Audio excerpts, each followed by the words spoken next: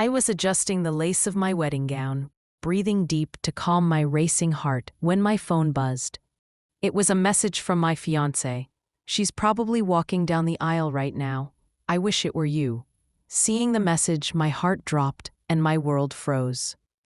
I was 3 breaths from walking down the aisle when I received that message. Except it wasn't for me. If you are watching this, please hit that like button, subscribe, and mention in the comments where you are watching this from. I would like to know how far my story has reached. Do you know how quiet a room can get, even when it's full of people? Like someone cracked open a vacuum and sucked the oxygen out. I heard the florist outside the door complaining about peonies wilting. I heard my maid of honor, Tasha, humming off-key to calm herself down. I heard my mother say, "Emily, sweetheart, we need to line up." And somewhere under that, my heart beat. Steady and stunned, like a metronome knocking on glass. I wish it were you. I stared at the screen, waiting for the universe to correct itself. It didn't. Another message arrived, this time from an unknown number. Room 415, 10 minutes. Please don't hate me. My body reacted before my brain did. My fingers went numb, my mouth went dry, and my knees did that slow, awful bend I've seen brides do on YouTube right before they faint. I didn't faint. I did something worse. I smiled. You do strange things when you're about to lose the version of your life you've been rehearsing in your head for 2 years. You make your face pretty for the photos you suddenly pray no one will take. You tuck pain behind your teeth so it doesn't show in your lipstick. You say thank you to the stylist for bobby pins that are trying to hold your skull together. Tasha saw the smile and didn't buy it. "What is it?" "Nothing," I said. "I'm a first-grade teacher. Lying with a soft voice is part of the job." Mike in my dress is buzzing. We'd wired me for the videographer's sake because we were going to be that couple. The ones who cry in good lighting and laugh at speeches with their foreheads touching. I palmed my phone. It was suddenly the heaviest object in the world. If you're thinking, "Emily, why didn't you tell someone right then?" I get it. I would like to go back and shake myself too. But here's what you don't see from the pews. The train of decisions behind the dress. The deposits, the RSVPs, the speeches your father practiced in the mirror because he hates public speaking but loves you more. All that weight sitting politely in white chairs while the string quartet warms up, can't help falling in love. I locked the screen. I swallowed. I said, "I need 1 minute." "Make it 30 seconds, my mother said, smoothing the veil, like she could iron the future with her hands. "Your father's ready." Tasha caught my elbow. Her grip said, "I'm here." Her eyes said something else. "Do not do this alone." I did it anyway. I stepped into the hallway, away from the bridal suite, away from the clatter of champagne flutes and the squeak of new shoes on old parquet floors. The hotel smelled like lilies and furniture polish and the faint chemical ghost of the pool downstairs. Room 415 was 2 turns and 1 elevator away. I didn't go. I texted back, "Me. Who is this?" The typing dots appeared, vanished, appeared again like a heartbeat having second thoughts. "It's Claire." Of course it was. "You don't know Claire yet. Let me introduce you to the person who lived in my peripheral vision for 2 years. The coworker with a laugh that broke the air like a champagne cork. The just a friend who understood the grind because she had the same clients, the same late nights, the same aggressive dress code of sleek black everything. The one whose name started popping up on Daniel's phone at hours that belonged to sleep and us. You know that woman. We all do. There's one at every office. Maybe you've been her. Maybe you've been me. I stared at her name until my eyes watered, then wiped my eyes with the back of my wrist because I didn't want to smear the makeup. I didn't want to give her that, even in private. "Why are you texting me on my wedding day?" "Claire, Because if I don't, he'll tell you after. Or never. I leaned my head against the cool wallpaper. It had a pattern like waves that made me seasick if I stared too long. Me, what do you want me to do? Claire, meet me, please. 10 minutes. He's on his way up. He, Daniel, on his way up. While my father stood one hallway over with his tuxedo shoulders pulled back like armor and a folded speech in his pocket.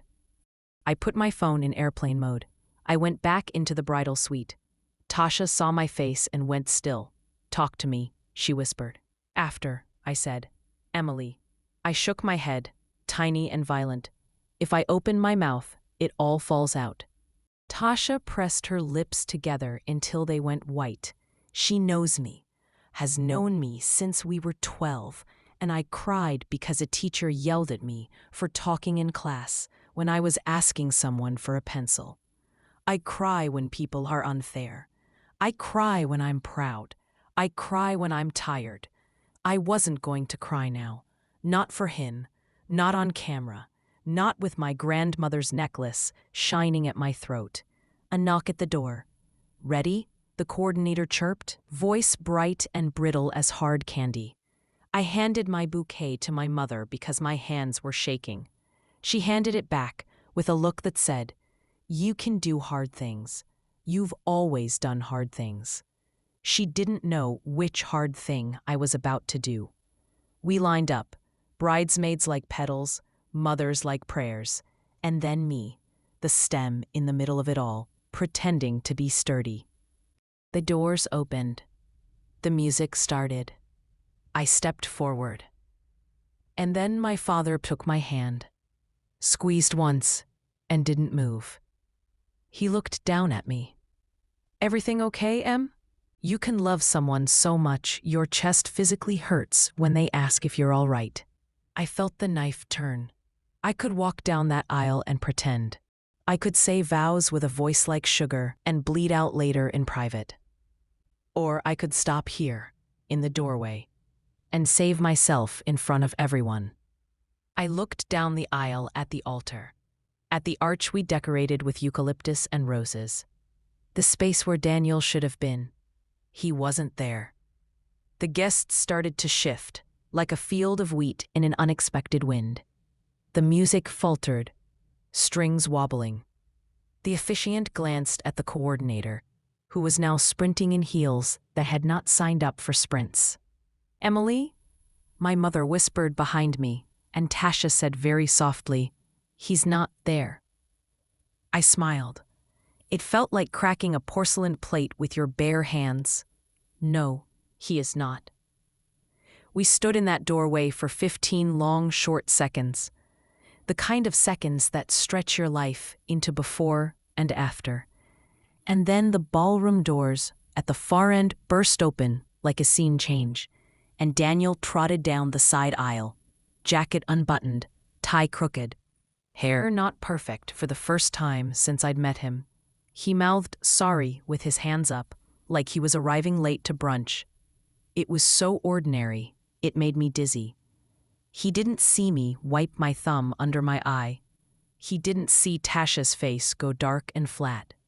He didn't see my father shift his stance to the one he used at parent-teacher conferences when a dad was about to tell me his son never lies. Daniel stepped onto the dais, kissed the officiant's cheek like she was his aunt, and straightened his tie in the reflection of the polished silver candelabra. Then he looked at me. Then his phone buzzed in his breast pocket, and he glanced at it. I watched him watch the screen. I knew the exact curve his mouth would make when it was her.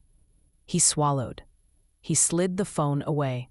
He lifted his chin like a man ready for something noble. "Shall we?" the officiant said, voice hopeful and fragile. My father's hand tightened around mine. The music found its footing again. I took one step, another. Halfway down the aisle, something in my chest clicked. Not broke, clicked. Like a lock opening or a seatbelt releasing. Air came rushing in. I stopped again. This time, nobody moved. You, watching this, maybe you're yelling at your screen. Say it, Emily. Tell them. Tell them all. I hear you. I looked at Daniel, the man I'd chosen. The man who'd told me on our first date that I was the kind of woman you build a life with, not just a night. Hi, I said, and a ripple of confused chuckles ran through the room, because brides aren't supposed to say hi in the middle of aisle walking. Hi, Daniel said back, his smile trying to find its way onto his face, like a dog looking for the right couch. You're late, I said. I know, I'm sorry. Don't apologize yet. My voice sounded calm, like I was calling dismissal groups after the bell. Save it for when it matters. He squinted, and I watched his brain start inventory. Is she joking? Is she mad? Is this a bit? How do I charm my way out? Then the doors behind me opened again. Not a guest, not my mother, not the coordinator. 2 officers. The room made a sound I've only ever heard once before, the day a man stormed a PTA meeting because I asked him to stop filming children's faces without permission. It's the sound bodies make when shock moves through them, a soft, collective O pulled into lungs that forget how to breathe. Daniel Reed, the taller officer called, scanning the crowd. Daniel blinked. Right now? He laughed. The little disbelieving laugh you do when you think someone is kidding. Guys, I'm literally Mr. Reed, the officer said, walking forward, calm and practiced. We need to speak with you. You should know something about my fiancé, ex-fiancé, whatever we're calling him in this chapter. He hates being embarrassed. It's his cardinal sin. He can't stand looking foolish in front of people whose opinions he's already ranked like numbers on a spreadsheet. He'd rather be wrong loudly than humble quietly. So he did what he always does. He smiled too wide. Can it wait 15 minutes? I'm about to. Sir, the officer repeated, and the room heard it this time. The tone, not a request. Now. My father's hand loosened from mine like a rope untied. He didn't step away. He didn't step forward. He just planted himself. I could feel the heat coming off him. My father is a quiet man, but I have seen him stand between me and danger like a wall. The officers reached the dais. I took 2 steps closer, because if this was going to shatter, I wanted to be close enough to watch the pieces fly. What is this? Daniel asked, and there it was at last, a hairline crack under the charm. Fraud, the shorter officer said, like when you take a bandage off fast, because the slow way is worse. We have a warrant to ask you some questions regarding client accounts and falsified documents. The word fraud hit the chandelier and came back sharper. There's a moment in every story where the camera pivots and you see the thing you missed in the corner of the frame. The unpaid invoices Daniel said were accounting mix-ups. The sudden switch to paying for everything in cash for rewards points reasons. The new watch that wasn't on his credit card statement. And the way he got angry when I asked how he afforded it, after saying we needed to postpone the honeymoon until his quarter cleared. And because life is never content with one twist, the ballroom doors at the far end opened again, and Claire stumbled in, hair down, lipstick smeared, blouse crooked, like she'd dressed running. Daniel, she shouted into 100 breaths held in 200 lungs. Your phone, why aren't you? Oh my God, then she saw me. I didn't look away. I wanted her to see my face when the truth put its hands on her shoulders. Claire, Daniel said, eyes wild now. The charm stripped down to the panic bones underneath. Go, I told you to. You told her to what? I asked, and I didn't raise my voice. I didn't need to. The microphone hidden under my dress carried every syllable to the back row, and probably into the hallway, and maybe all the way to room 415, where the bedspread still carried the print of whoever sat there 10 minutes ago, with their conscience finally waking up. Claire's mouth opened and closed. She wasn't evil. I knew that, looking at her up close for the first time, without the Instagram filters and the curated office lighting. She looked like a person who fell in love with a bad decision and then kept walking. One of the officers cleared his throat. "Mr. Reed, if you'd come with us." Daniel looked at me. Not at the officers, not at Claire. At me. Like I was the person with the answer key. For a second, a single slim second, I saw the man I loved, standing on 1,000 tiny moments. Hands on the small of my back, forehead kisses, laughter in the kitchen we cooked in exactly 6 times. I saw our photo strip from the state fair, his mouth wide open in the 3rd shot because I told him the mechanical bull guy looked like his future. I saw all of it, the montage and the music swells and the part where the audience says, "They'll make it." Then I remembered the text. "I wish it were you." Not to me. To her. "Go with them," I said. "We'll talk later." He waited for me to say, "I'll come with you." He waited for me to save him from the thing he did. That's the rhythm we practiced for 2 years. He steps into a mess. I'm up. He steps into a lie. I hold the truth quiet until it stops making problems. I smiled again. Thin. Sharp. "I'll be right here." And here's the nasty little secret baked into so many of our stories. Sometimes the catharsis starts as a performance. You tell your body you're brave until it believes you. You hold your spine like you're steel until the memory of being balsa burns off. You pretend you are not breaking because breaking on a stage is the last gift you're willing to give. Someone who didn't deserve the first. They read him his rights. He nodded like a man who'd heard the script before. Claire took one small step toward me. "Emily, Not now," I said. "I'm busy getting married." A ripple of laughter, horrified, shocked, involuntary, moved through the room. Humor is grief with lipstick on. "Don't at me." The officers guided Daniel past me. He didn't try to touch my hand. He looked at my bouquet like it had personally offended him. He passed my father, who didn't blink. As the doors closed behind them, the music stopped dead. The quartet set their bows down. The coordinator, poor woman, did that thing where she tried to walk and think at the same time and ended up rearranging place cards on a table that didn't need rearranging. I turned to the officiant. "So," I said, loud enough for everyone who'd canceled Pilates to be here, "I think we're going to take a brief intermission." Tasha exhaled a laugh that sounded like a sob. My mother put her hand to her mouth and finally let her tears come, beautifully. My grandmother, God bless her, said in a stage whisper, "At least we get the chicken early."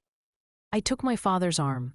We walked the rest of the aisle together, not toward vows, but toward the side door where fresh air was waiting like a soft hand. Outside on the terrace, the sky had the nerve to be perfect, blue with one sentimental cloud. The kind of day you order from a catalog and pray arrives on time. I leaned on the stone railing and breathed until my hands stopped tingling. Tasha came out and pressed a glass of water into my hand. "Do you want me to punch anyone?" she asked, practical as always. "I can start a list." "Later," I said, and sipped. The water tasted like nothing. It's funny what tastes like something when you're in shock. Dust, lipstick, the metal of your own tongue. My father stood a gentle distance away, pretending to be fascinated by a potted fern that had never fascinated anyone. "We can send everyone home," he said, voice soft. "We'll take care of the vendors." I looked at the door. Through the glass, I could see my life, chairs and flowers and tiny violins. I could see Claire talking to the coordinator, hands flying, the universal gesture of "I can explain." I could see my mother holding the hand of Daniel's mother, who looked like someone had unplugged her. "I'm not going to hide," I said, and my voice surprised me, all iron filings aligning in a magnetic field. "Not today." "Okay," my father said, like he'd expected that answer. He straightened his jacket. "Then let's feed our guests." "Feed them?" He nodded at the ballroom. "We paid for the food, and you look incredible. They came here to celebrate you. Let's give them something better than a scandal." I started to laugh. I couldn't stop. It was not hysteria. It was relief. bubbling up through the cracks. "Dad," I said when I could breathe, "you're a menace." "I'm your father," he said. "It overlaps." Tasha squeezed my hand. "Say the word, I'll grab the mic." I looked at the door again. The next part would hurt. But some hurt is a clean cut and you can stitch it. Some hurt is a rot. I'd been living in rot. I wanted the sharp, honest slice. "Let's go," I said. "Let's tell the truth." And when we walked back into that room, I didn't feel like a ruined bride. I felt like a woman about to start telling her real story. I looked at the door. Through the glass, I could see my life. Chairs and flowers and tiny violins. I could see Claire talking to the coordinator, hands flying, the universal gesture of "I can explain." I could see my mother holding the hand of Daniel's mother, who looked like someone had unplugged her. "I'm not going to hide," I said, and my voice surprised me. All iron filings aligning in a magnetic field. "Not today." "Okay," my father said. Like he'd expected that answer. He straightened his jacket. "Then let's feed our guests." "Feed them?" He nodded at the ballroom. "We paid for the food, and you look incredible. They came here to celebrate you. Let's give them something better than a scandal." I started to laugh. I couldn't stop. It was not hysteria. It was relief bubbling up through the cracks. "Dad," I said when I could breathe, "you're a menace." I walked back into the ballroom on my father's arm, like we were about to debut a new tradition. Speeches first, scandal second, dessert always. The chatter died the second people saw my face. I could feel it, the hush that rolls over a room when everyone is bracing for either tears or fire. I had both. Lucky them. Tasha put a mic in my hand like she was handing me a sword. The mic cord brushed my wrist, and I felt suddenly steady, grounded by the physicality of it. My teacher brain kicked in. Project, enunciate, breathe through your nose. "Hi," I said, and the word echoed off glass and crystal like a pebble on a lake. You all look beautiful. The flowers are doing their absolute best." A little laughter, brittle but real. I promised myself I wouldn't cry today, and technically, I held up the mic. And still on track. A few people exhaled. Tables loosened. You could see shoulders fall back into human shapes. I looked for my mother and found her, hands clamped around her clutch, like it was the last raft on the Titanic. She nodded once. "Go on." "So," I said, "this is the part of the wedding where I tell you a story. Because that's how I know how to do hard things, with a story. If I stand up and make it a narrative, I can get through anything without collapsing into a heap of satin and mascara." Daniel has left with two very well-dressed men to answer some questions. It turns out there were more surprises in our relationship than floral arrangements. A ripple. "I found out one today. You found out one with me. I don't want to sugarcoat anything.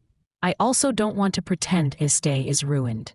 I scanned the room, letting my eyes stop on faces that have been anchors. My college roommate, the one who held my hair when I tried tequila exactly once.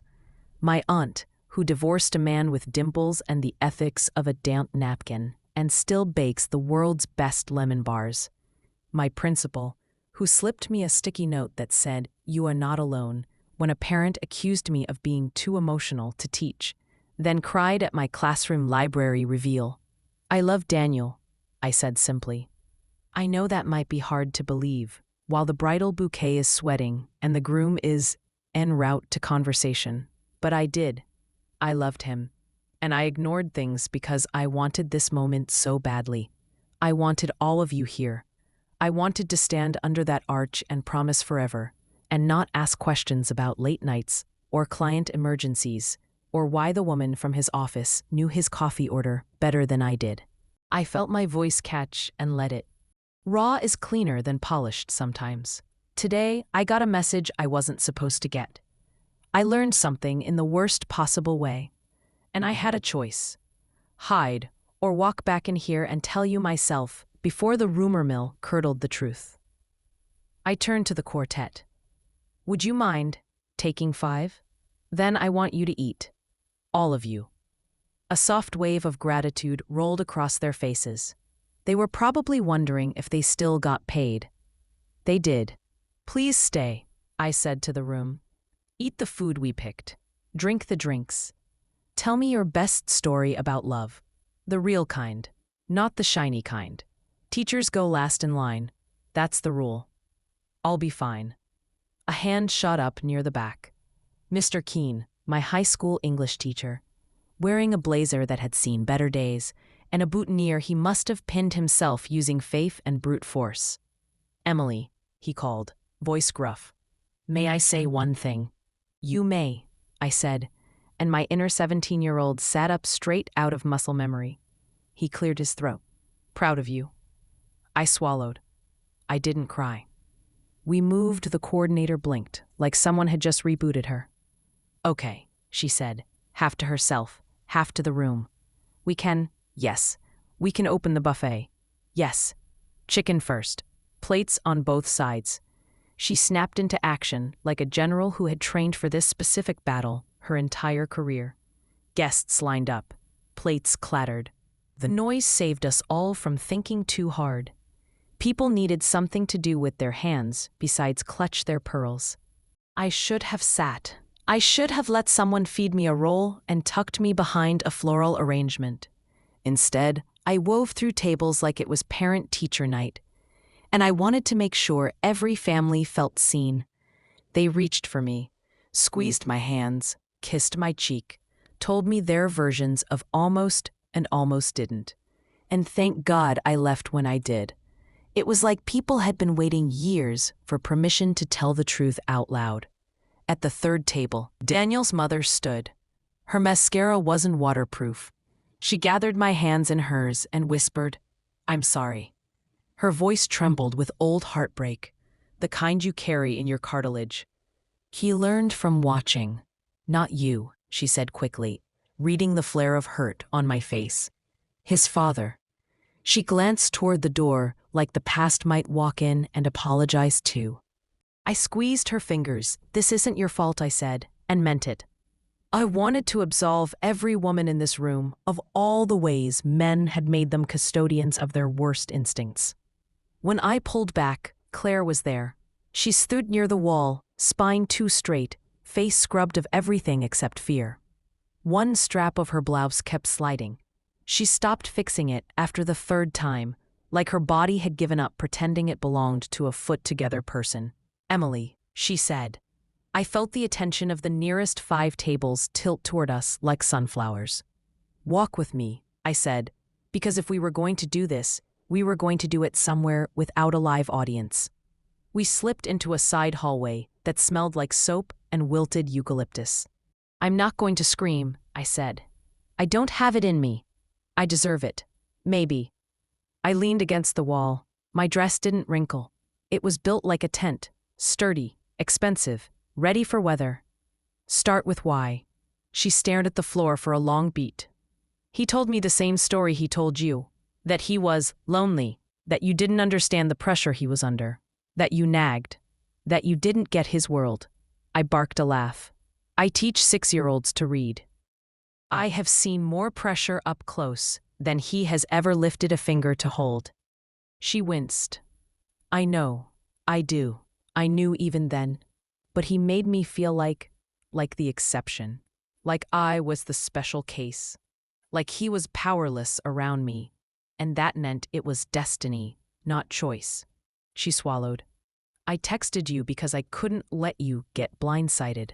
I thought, God, it sounds so noble when I say it like that. It wasn't.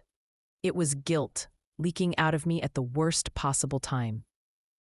Did you sleep with him today? I asked. Simple. Clean. She closed her eyes. This morning. I nodded once. The honesty almost felt like a kindness. Almost.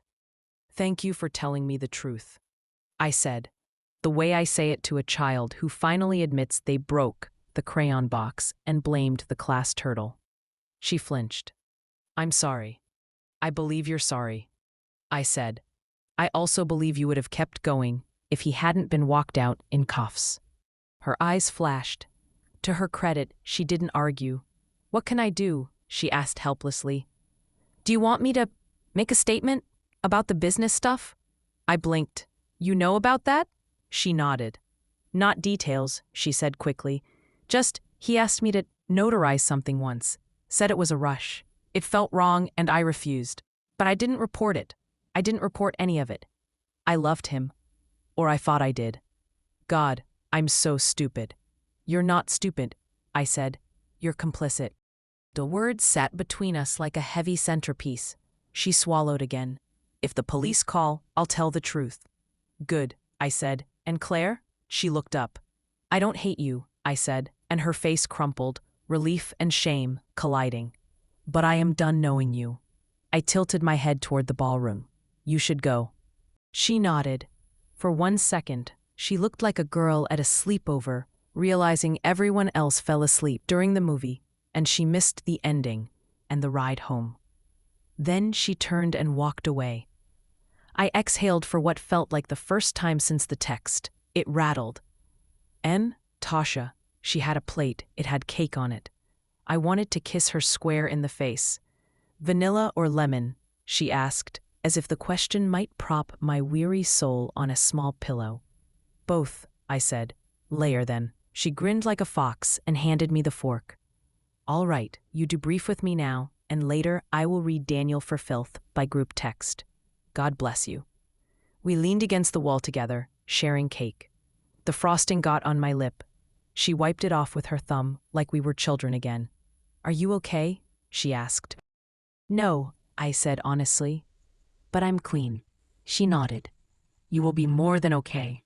You will be mean on Thursday if you need to be." "Mean on Thursday? It's a lifestyle." I laughed, and the laugh was less brittle this time, less like glass and more like wood ringing when you knock on it, solid. We didn't get 5 minutes before the officers found me. They were gentle with their faces, which I appreciated. "Miss Hale?" the taller one asked. "Could we ask a few questions while things are calmer?" "I don't know if this counts as calm," I said, glancing at the ballroom, where my Aunt June was now teaching half a table the line dance she forces on every wedding like a benevolent curse. "But sure." We tucked into a small anteroom with 2 faded paintings of ships. One of them had a scratch across the sails. Someone had tried to repair it with whiteout. It was perfect. "We understand this is not an ideal time," the shorter officer said, and I almost hugged him for winning the gold medal in understatement.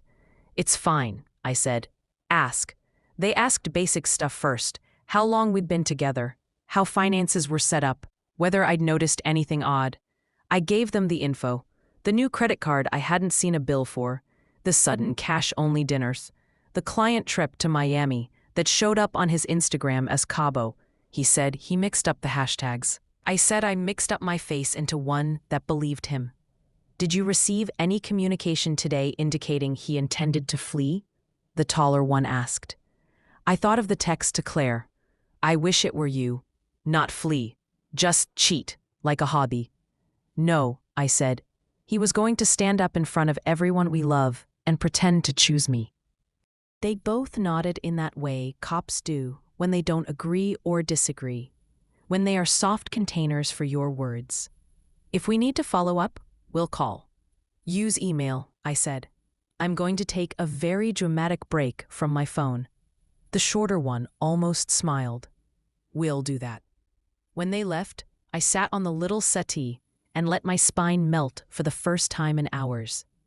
Tasha stroked my hair, careful of the pins. "You were a statue in there," she said, "and a comet." "You're biased." "I am. It's one of my best qualities." The door creaked, and my father slipped in. He sat, knees cracking like a drumline of old wood. He didn't talk. He just took my hand and rubbed his thumb over the spot where a ring should have been by now.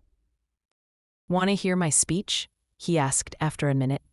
"Yes, please," I said, and laid my head on his shoulder, bridal hair and all. He pulled a crumpled set of note cards from his pocket. I was going to start with how she used to line up her stuffed animals in rows and take attendance, he read, voice thickening. Then I was going to say that when she loves you, She loves the way a lighthouse loves. A constant thing that doesn't ask if you're grateful. It just shines. He paused. I was going to say I trusted Daniel because my daughter did. He folded the cards. I don't think I'll say that last part anymore. Say the lighthouse part, I said into his jacket. It's good. He put the cards back. I love you. I love you too. We sat like that until the band. Yes, there was a band after the quartet, because past Emily believed in musical abundance, started a Motown set that could coax resurrection out of grief. I let myself be pulled back into the warm chaos. Children danced like intoxicated lemurs. Aunt June clapped on 1 and 3. Someone started a conga line because humans will invent joy in a burning building. I didn't dance, I watched. I ate another slice of cake because cake is medicine. I hugged people.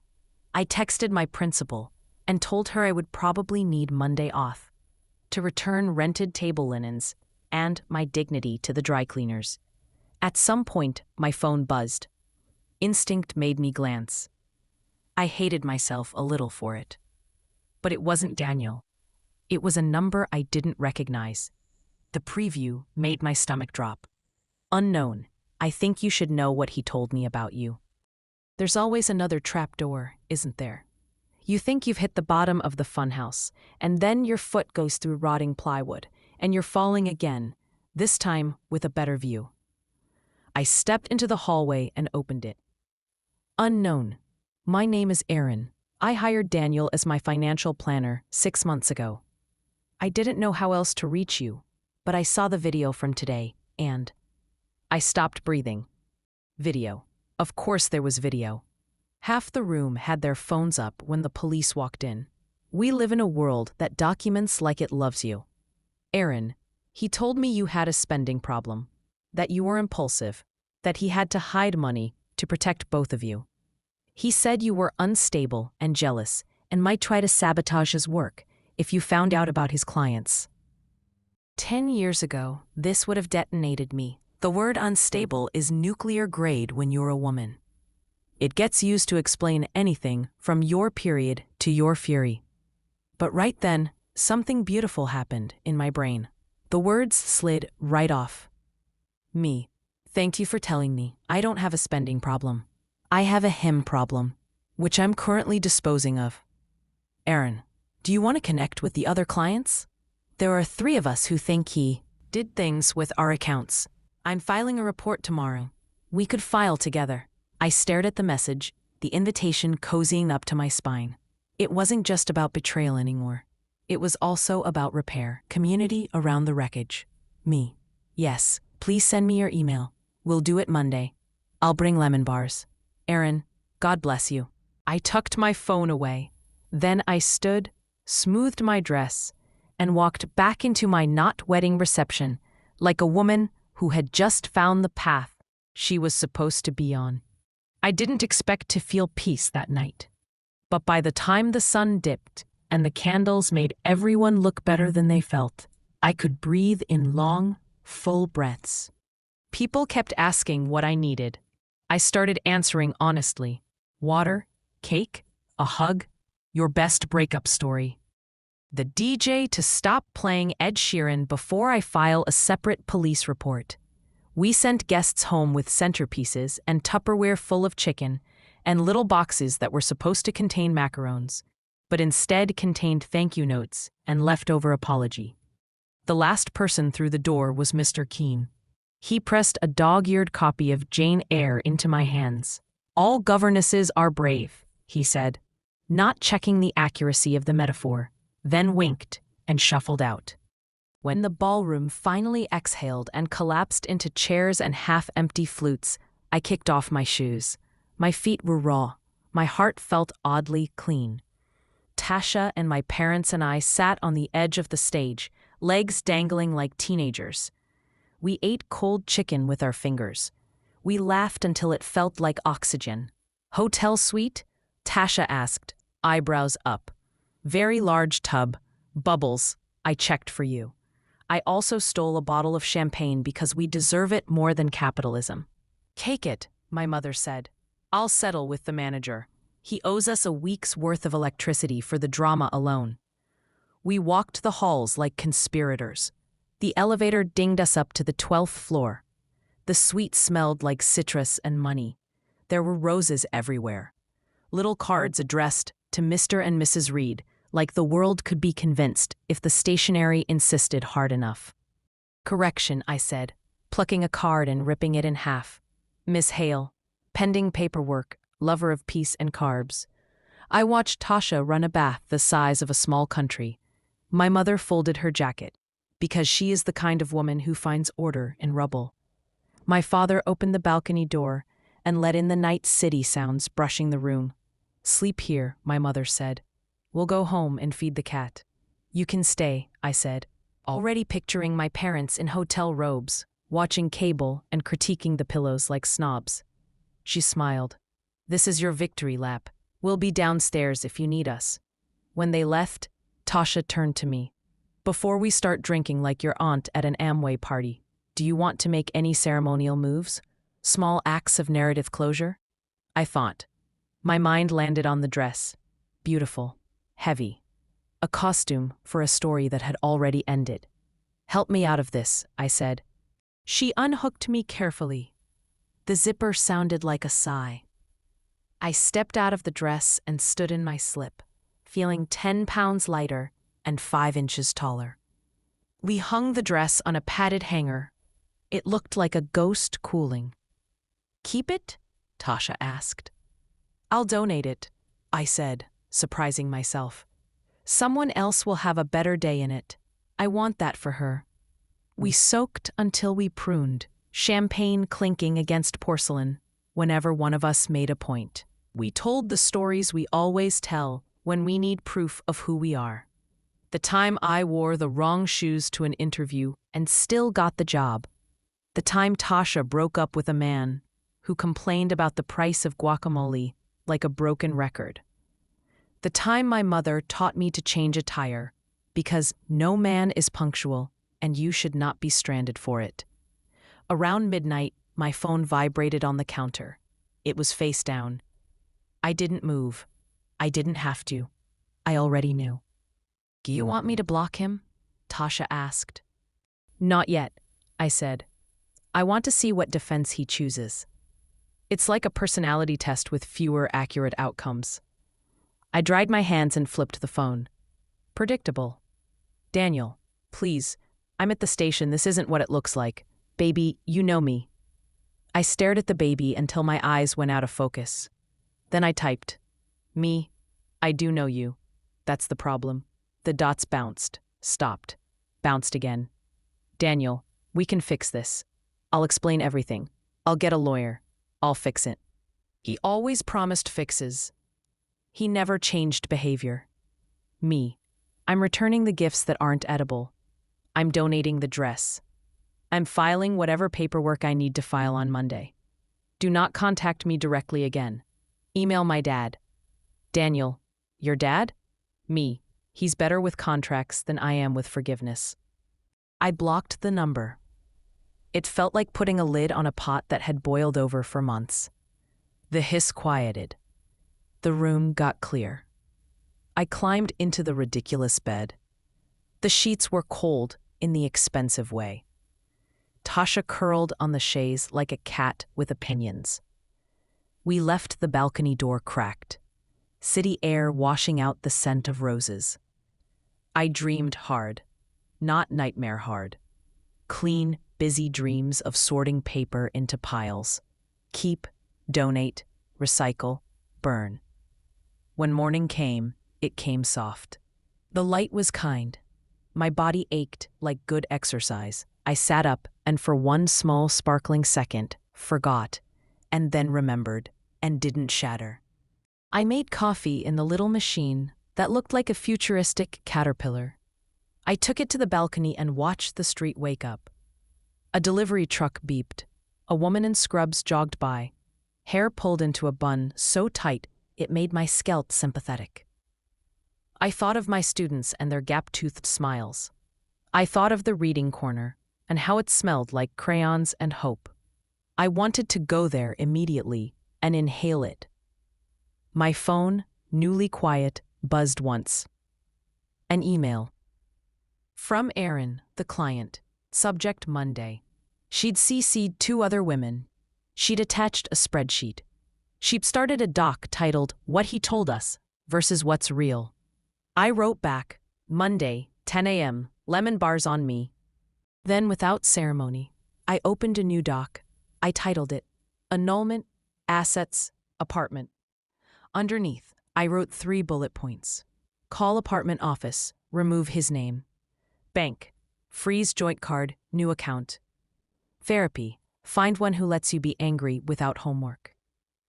Tasha patted out, wrapped in a towel like a glamorous burrito. You look weirdly radiant for a woman who weaponized a wedding. I searched for the word and found it tucked under my tongue like a mint. Possible. She grinned. Good, because I scheduled a dress donation pickup for Tuesday, and your mother and I already have a plan for the registry credits. You people move fast. We're women, she said, deadpan. We have to. We checked out of the suite in matching sunglasses like criminals with excellent skincare. The desk clerk didn't meet my eyes, either kindness or cowardice. In the lobby, a woman in a cobalt dress touched my elbow and whispered, You were brave.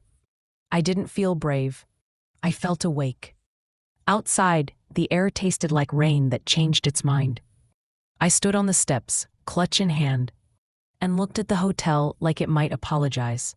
It didn't. Buildings rarely do. Ready? Tasha asked. Yeah, I said, then smiled because the next part surprised me in the best way. But can we stop at school first? She blinked. On a Sunday? I want to switch out the bulletin board before Monday. The theme was happily ever after. I think I'll go with plot twist. Tasha laughed so loudly a pigeon judged her. Absolutely. We got into her car, a dented Civic that smelled like French fries and friendship. As we pulled away, I looked in the side mirror. For a second, the hotel shrank, then vanished. I expected symbolism to crash over me. Instead, a small, private joy settled in my chest and lit itself. And because I promised the truth, there was grief too. It sat in the passenger seat with us, buckled in, quiet. It will ride along for a while. That's fine. It doesn't get to drive. Monday morning came sooner than I expected. I didn't sleep much the night before. My body was exhausted, but my mind was loud. Replaying the aisle, the texts, Claire's face, the click of handcuffs. Every time I closed my eyes, I'd hear his voice in my head. Baby, you know me. And then my own voice answering. That's the problem. By dawn, I was done rehearsing. I dressed in jeans and a cardigan that smelled faintly of lavender detergent. Pulled my hair back and looked in the mirror. No lace, no veil. Just me. At 9:45, we met Erin and the other 2 women in a cafe with wobbly tables and a chalkboard menu that hadn't been updated since fall. They looked nervous in that way people do when shame and anger have been roommates for too long. But when we sat down together, the air shifted. Strangers became allies. Erin opened her laptop. He told me I couldn't invest because I was too emotional about money. He made me feel like I should apologize for even asking questions. The second woman, Janelle, snorted. Same. Said he had to take care of things so I didn't ruin myself. The third, Maya, pushed a folder across the table. He signed my name on this, without asking. I only found out when a notice came in the mail. I looked at their faces. Different ages, different backgrounds. Same bruise. And something in me settled. It wasn't just about me anymore. It never had been. I'm filing today, I said. We'll do it together. He counted on us staying quiet, ashamed. He didn't count on us meeting. We clinked coffee mugs like warriors clinking swords. That week blurred into paperwork, phone calls, statements. My parents sat with me while I combed through bank records. Tasha dropped off meals, like some people drop off gossip. Frequent and comforting. My students drew me cards that said things like, Miss Hale is the best at stories with stick figure brides, smiling bigger than they should. Everywhere I went, people wanted to talk about it. The video had gone viral. I didn't post it. I didn't even share it. But someone had. And suddenly strangers were DMing me, telling me about their own near misses, their own betrayals, their own aisle stops. Some nights I cried so hard my face hurt. Other nights I laughed at memes people made of Daniel's crooked tie. Healing is weird like that, ugly and hilarious, sometimes at the same time. One evening, my father sat across from me at the kitchen table, sipping tea. "Do you regret it?" he asked quietly. "Stopping?" He nodded. I thought about it. I thought about the silence that might have been my marriage. The quiet corrosion, the secret texts, the years of not knowing. I thought about the girls in my classroom who tell me secrets they're scared to say out loud, trusting I'll tell them the truth in return. "No," I said. "I regret not stopping sooner." He smiled, soft and sad. "That's my daughter." 2 weeks later, my phone buzzed with an unknown number. I almost ignored it, but something made me answer. "Miss Hale?" a voice asked. "Yes? This is Detective Alvarez. We're moving forward with charges. Your statement was thorough. Thank you." I exhaled. "So it's real. It's not just paperwork floating in limbo." "It's very real," he said. "And I think you saved more people than you realize." When we hung up, I sat on the couch and stared at the ceiling until my cat jumped up and headbutted me for attention. I scratched behind his ears and whispered, "We did it."